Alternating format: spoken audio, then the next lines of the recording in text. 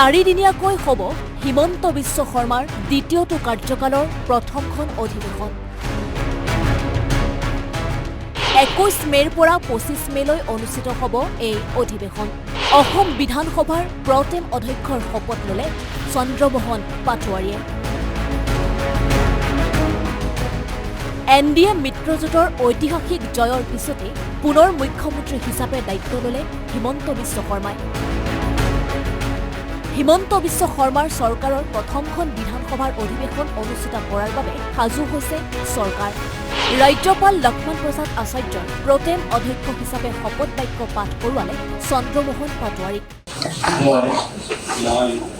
চন্দ্ৰমোহন পাটোৱাৰী অসম বিধানসভাৰ সদস্য নিৰ্বাচিত হোৱা ঈশ্বৰৰ নামত শপত খাই কওঁ যে বিধিৰ দ্বাৰা স্থাপনা কৰা ভাৰতৰ সংবিধানৰ প্ৰতি মই প্ৰকৃত বিশ্বাস আৰু নিষ্ঠা পোষণ কৰি মই ভাৰতৰ প্ৰভুত্ব আৰু অখণ্ডতা অক্ষুণ্ণ ৰাখিম আৰু মই গ্ৰহণ কৰিব পৰা কৰ্তব্য শ্ৰদ্ধাপূৰ্বক নিৰ্বাহন কৰিম।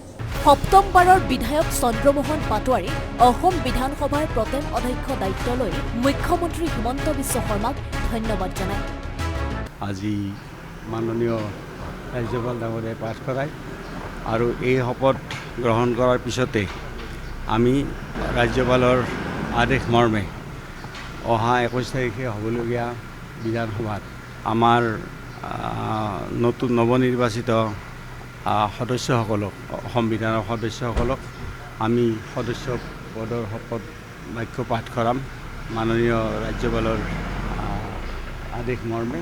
গতিকে সেইকাৰণে মই আজি আমাৰ মাননীয় মুখ্যমন্ত্ৰী ডক্টৰ হিমন্ত বিশ্ব শৰ্মা ডাঙৰীয়াক মই ধন্যবাদ আগবঢ়াইছোঁ এই সুযোগতে, কাৰণ প্ৰটেম অধ্যক্ষৰ পদৰ বাবে তেখেতে আমাক নিৰ্বাচিত কৰিছে। গতিকে মুখ্যমন্ত্ৰী ডাঙৰীয়াক মই বহুত ধন্যবাদ জনাইছোঁ আপোনালোকৰ জৰিয়তে দি। আনফালে শপত গ্ৰহণৰ পাছতেই সমষ্টিবাসী ৰাইজকো কৃতজ্ঞতা জ্ঞাপন কৰে প্ৰটেম অধ্যক্ষগৰাকীয়ে। অনুভৱটো এইটোৱেই যে বিধানসভাত আজি সপ্তমবাৰৰ বাবে আমি নিৰ্বাচিত হ'লোঁ আৰু সপ্তমবাৰৰ বাবে নিৰ্বাচিত হৈ অসমৰ ৰাইজে যিখিনি আশীৰ্বাদ আমাক দিছে বা আগত ধৰ্মপুৰ সমষ্টি আছিল, এতিয়া টিহু সমষ্টি।